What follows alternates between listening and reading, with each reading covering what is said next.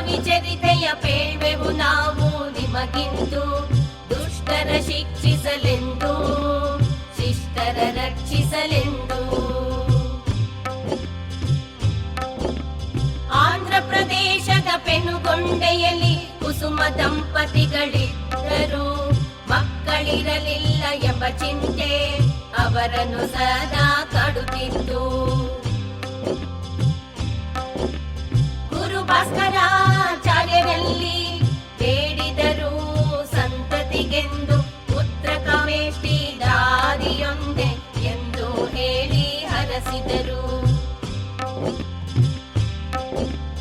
ಯಾಗವ ಮಾಡಿದ ಫಲದಿಂದ ಅಗ್ನಿದೇವನು ಪ್ರತ್ಯಕ್ಷ ಕೊಟ್ಟನು. ಶ್ರೇಷ್ಠಿ ದಂಪತಿಗಳಿಗೆ ಪಾಯಸವನ್ನು ಭುಜಿಸಲೆಂದು. ನವಮಾಸಗಳು ಕಳೆದವು, ಬಂದಿತು ವೈಶಾಖ ಶುದ್ಧ ದಶಮಿ. ಜನ್ಮ ತಾಳಿದಳು ವಾಸವಿ ವಿರೂಪಾಕ್ಷನ ಜೊತೆಯಲ್ಲಿ.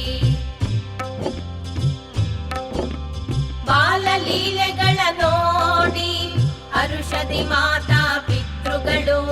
ವಿದ್ಯಾದಾಯಿನಿ ಭಕ್ತಿ ಸ್ವರೂಪಿಣಿ ಆದಳು ವಾಸವಿ ಕೌಮಾರಿ.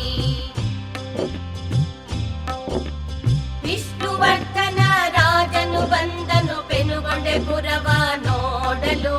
ತಕ್ಷಣ ನೋಡಿದ ದೇವಿಯನು ಮೋಹಿತನಾದನು ರಾಜನು. ದೇವಿಯನ್ನೇ ವರಿಸುವೆನೆಂದು ಹಠ ಹಿಡಿಯಲು ರಾಜನು. ಕುಲಬಾಂಧವರೆಲ್ಲ ಸೇರಿದರು, ಒಮ್ಮತಕ್ಕೆ ಬಂದರು. 102 ಗೋತ್ರದ ವೈಶ್ಯರು ಖಂಡಿಸಿದರು ಮದುವೆಯನು. ಆದಿಶಕ್ತಿಯು ತೋರಿದಳು ತನ್ನ ವಿಶ್ವಸ್ವರೂಪವನು. 102 ವೈಶ್ಯ ದಂಪತಿಗಳು ಅಗ್ನಿಗೆ ಆಹುತಿಯಾದರು.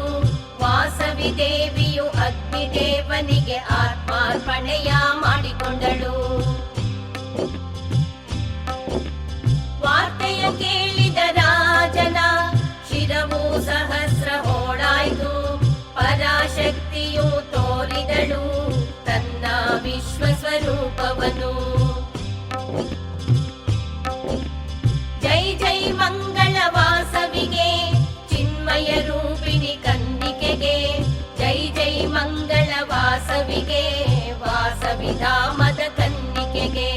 ಜೈ ಜೈ ಮಂಗಳ ವಾಸವಿಗೆ, ಚಿನ್ಮಯ ರೂಪಿಣಿ ಕನ್ನಿಕೆಗೆ. ಜೈ ಜೈ ಮಂಗಳ ವಾಸವಿಗೆ, ವಾಸವಿ ಧಾಮದ ಕನ್ನಿಕೆಗೆ. ವೈಶ್ಯರ ಕುಲದ ಕನ್ನಿಕೆಗೆ, ವೈಶ್ಯರ ಕುಲದ ಕನ್ನಿಕೆಗೆ. ವೈಶ್ಯರ ಕುಲದ ಕನ್ನಿಕೆಗೆ, ವೈಶ್ಯರ ಕುಲದ